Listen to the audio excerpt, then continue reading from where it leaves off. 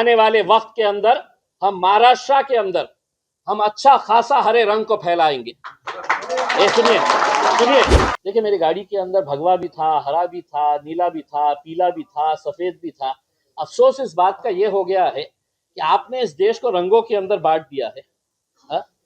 कोई हुकूमत, कोई संविधान, कोई कानून ये नहीं कहता है कि ये रंग जो है ये किसी एक विशिष्ट जाति से जुड़ा हुआ है करके। मैंने हरा रंग भी पहना हुआ था, अभी मुझे किसी ने गाड़ी में चढ़ते चढ़ते ये रंग ये पहना दिया तो मैंने ये भी पहन लिया है करके। लेकिन लोगों को ऐसा लग रहा है कि साहब ये रंग जो है ना, ये जात के साथ, ये रंग ये जात के साथ, ये रंग ये जात के साथ, ऐसा कुछ नहीं है साहब।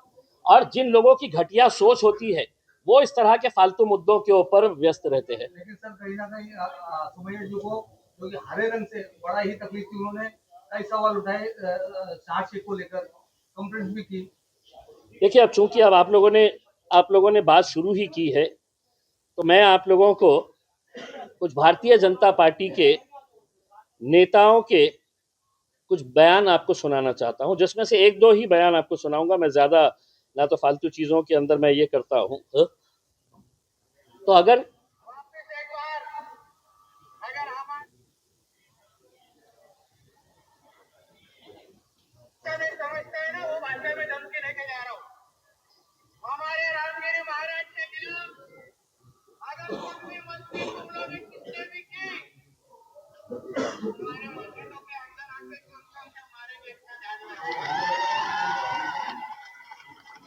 तुम्हारे मस्जिदों के अंदर आकर घुसकर तुम्हें मारेंगे।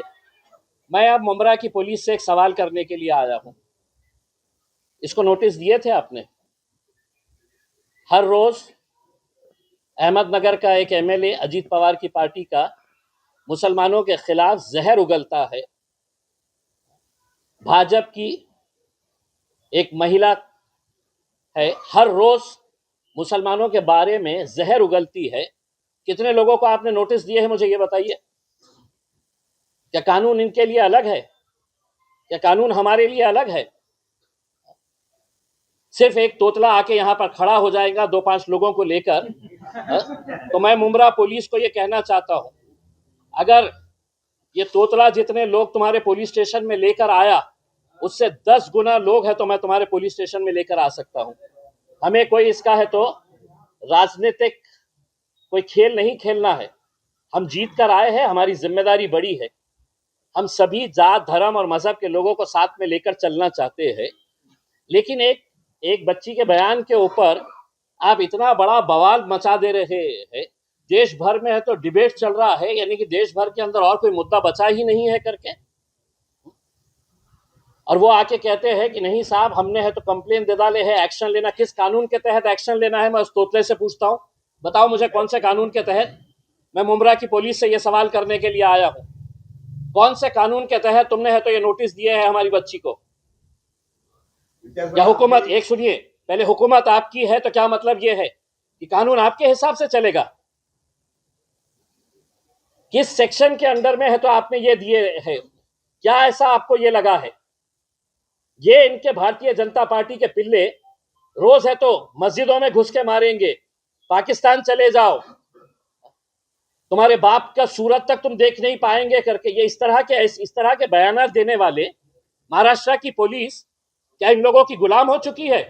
मुंब्रा की पुलिस इतनी डरती है कि ये 4-6 चिल्लर लोग आ जाते हैं और है तो आप नोटिस इशू कर देते हैं करके। किस बुनियाद के ऊपर आपने नोटिस इशू किए हैं?